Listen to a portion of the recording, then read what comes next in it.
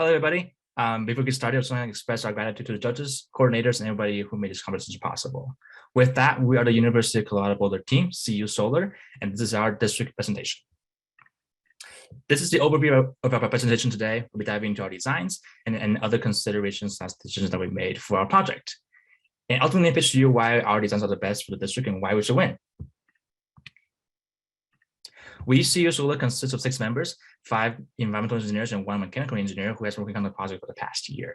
We have myself, Joe Ning, team lead and a specialist in development plans, Max Morrison, design co-lead, Charles Camden, distribution impact lead, Annie Cote, design co-lead, Mark McClure, battery storage and resilience lead, and lastly, Luke Wilder, our financial lead. Yeah, so on the right-hand side, you can see the core pillars of the PNNL sustainability plan for the campus. You can see that within the environmental pillar, the renewable energy is a high priority for the campus, and this is also reflected within the future campus plans.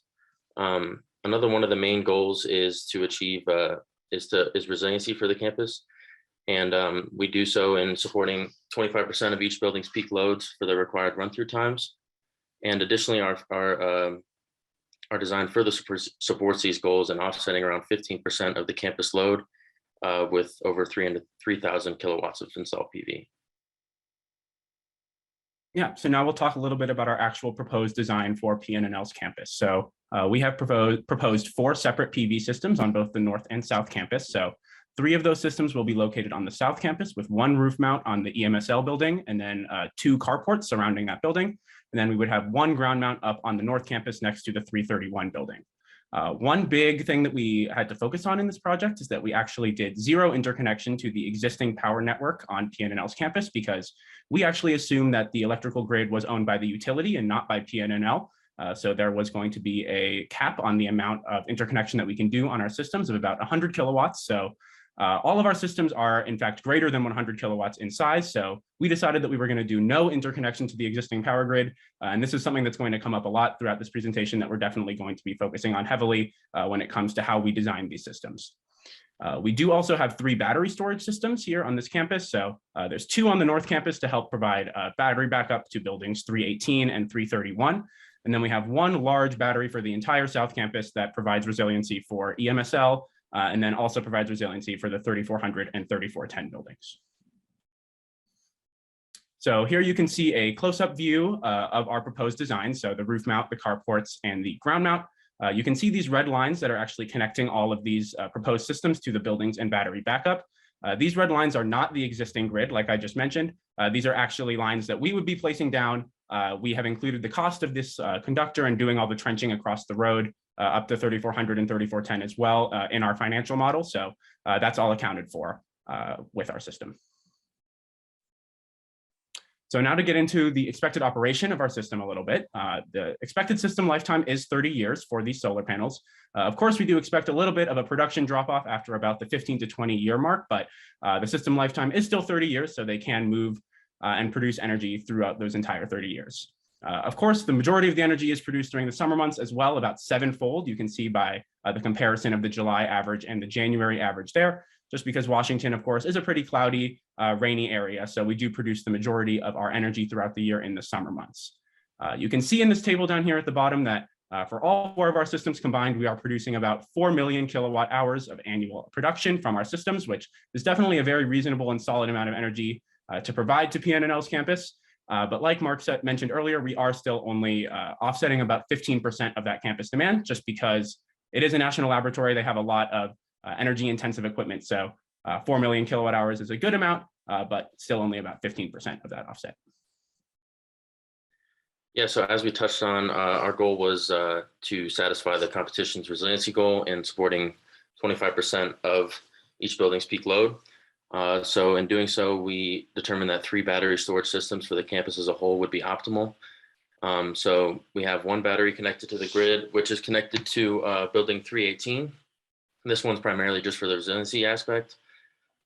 This one will be the smallest of the 3 batteries. And then we have a bigger one connected to our ground mount and north campus, which is then connected to building 331.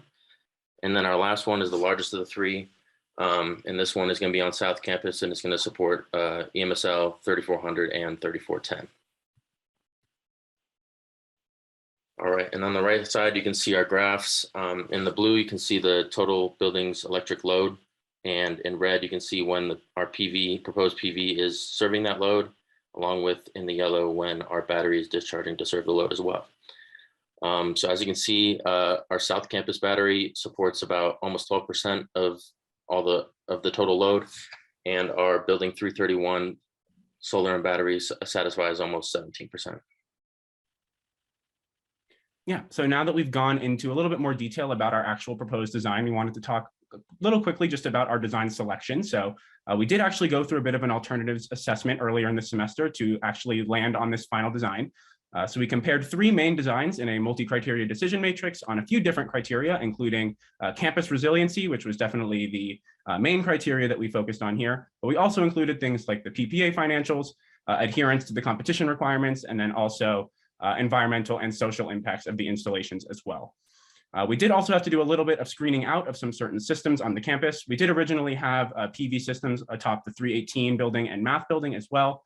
But after some further analysis, we just decided that because those buildings have such a low power demand from the grid compared to their nearby buildings, being 331 and EMSL, that since we're only producing a certain amount of offset anyways, that it would be better to just completely focus all of the energy that we can into those large grid demanding buildings instead, especially because since we're not interconnecting to the grid, the additional cost of doing trenching from those buildings to the PV systems and the batteries just adds a lot of extra financials that aren't really worth it for such a small demand on those 2 buildings.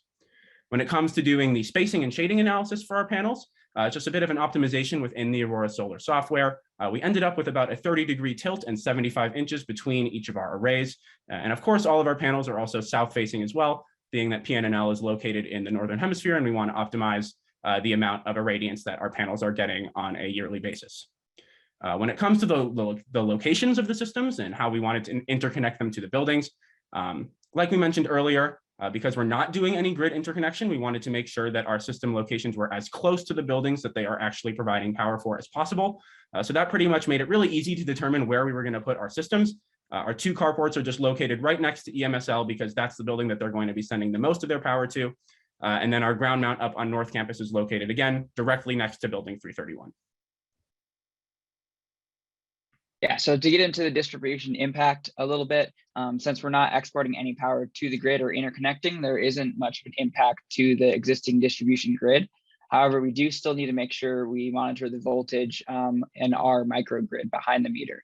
So you can see in this diagram, the solar panels and the battery are connected through the inverter to the building load, which is represented by this house here on the bottom, and they're connected behind the meter. But then the grid still does supplement the loads by filling in the power that the solar panels and batteries don't provide.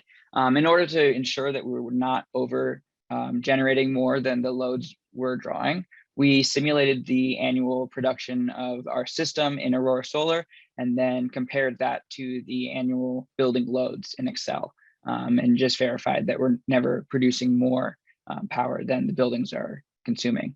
Another feature of the smart inverter here is to act as an islanding switch in the event of a grid outage. And this ensures that we're not sending power back into the distribution grid so that utility workers can safely operate and fix the grid. Yeah, so just a little bit on the financial performance of our system. As stated earlier, we have decided to go with a power purchase agreement or PPA, where a developer sells power to an off-taker at a per kilowatt hour price. In this case, us, CU Solar, is the developer and the campus is the off-taker. Just some benefits of a PPA for the lab: they pay no upfront capital, the fixed and predictable costs throughout the duration of the system, and we assume the risk of functionality decline of the system. And to do this, we created 2 separate Excel models because of the complexity of our system. One is the 3 arrays on South Campus, which is those 2 carports on the EMSL. The other is the ground mount on North Campus. And each one yields its own PPA. The PPAs are then compiled into a final weighted average of PPA based on each model's annual production. As you can see in this table, South Campus has more of an effect on the final PPA. And the final PPA price obtained is 10.4 cents per kilowatt hour, which doesn't come very close to the utility's current price of 4 cents per kilowatt hour. but that's something we've just accepted because of some limitations with solar right now. And also I'll go back. And we also have to toggle this PPA to get an IRR of 7.5%. As suggested by NREL, we are a large distributed PV portfolio of above $60 million. So 7.5 is our target. So throughout the project, we made many assumptions based on research, probably the most important thing being the installation costs. These two graphs right here are from the US Solar PV System and Energy Storage Benchmark document provided by NREL. And because we have about a 2 megawatt roof mount system on South Campus, consisting of 3 arrays, and then about a 1 megawatt ground mount system on North Campus, both will be priced around $1.59 per watt. And state regulations and laws are also something we need to consider for the state of Washington in this case. And there's tax exemptions for PV systems under 100 kilowatts, but because we are well over this, we will not be able to utilize this benefit. And also we looked into selling SRECs, selling renewable energy credits to a third-party buyer. But because there's no solar cutout in Washington's renewable portfolio standard, this could also not be taken advantage of. And this would have given us a PPA of about 4 or 5 cents, which would have made us very competitive with the current utility. But as I said, we can't take advantage of this in Washington. So just to conclude the financials, customer savings are negative throughout the project, but we believe our resiliency features provide value in other ways. And we know that resiliency is something that PNNL is really focused on, and that's something that is important to them. To ensure fabulous designs can be developed in a safe and timely fashion, the following must be considered. First is the zoning of the district. The zoning for the North Campus is the light industrial district, which solar generation systems can be installed there. However, for the South Campus, the district is UGAR, Urban Growth Area Residential, which we can install systems there. So a zoning process has to occur for the South Campus to the light industrial district to install systems there. A special use permit will be required. Our designs also are in compliance with the PNNL master plan and also the local/state codes. We consider the new developments on campus and also the aesthetic requirements to within our designs. In addition, our designs are in compliance with the buildings/fire codes and also the required permits by the state and local city. We identified 2 major risks that could potentially hinder the success of our project. First is the unknown soil conditions on North Campus. If the assessment of soil conditions is not great on North Campus, this could delay the installation of our systems. Second is the roof structure on the EMSL building for our rooftop systems. If the roof structure is not to the city local codes, this could delay our project. However, we do not expect this to be likely given how there's an existing HVAC system on the existing roof of the building. 2 proposed timelines were developed to display how long it will take from design to operation. These timelines consider all the aspects of the project. Next. So this is the first timeline. It is assuming all goes well with little to no complications. In the next slide, as you can see earlier, we did present a second timeline that accounts for the risk identified earlier. However, we'd like to emphasize that this is the expected timeline that we'll follow. And this shows the project taking about 10 months. And this is our second timeline. The major impact is the assessment time on the soil conditions on North Campus. And this timeline shows about the project taking about 20 months. So to conclude, we took into account many different factors, focusing on the resiliency. We exceeded the resiliency goal, which was the main goal of the campus. So that's great. We verified that we're not over generating or exporting any power to the grid. This is important since there is a risk that the utility won't approve interconnection. So this method ensures that the project will go forward and this project is feasible. We included battery storage and we created an optimized solution that minimizes impact to the campus while still providing the resiliency goals. And overall, this is the optimal solution and the best plan for the campus to put into place. Thank you guys for your time. Really appreciate you guys listening to the presentation, and we'd be happy to take any questions now.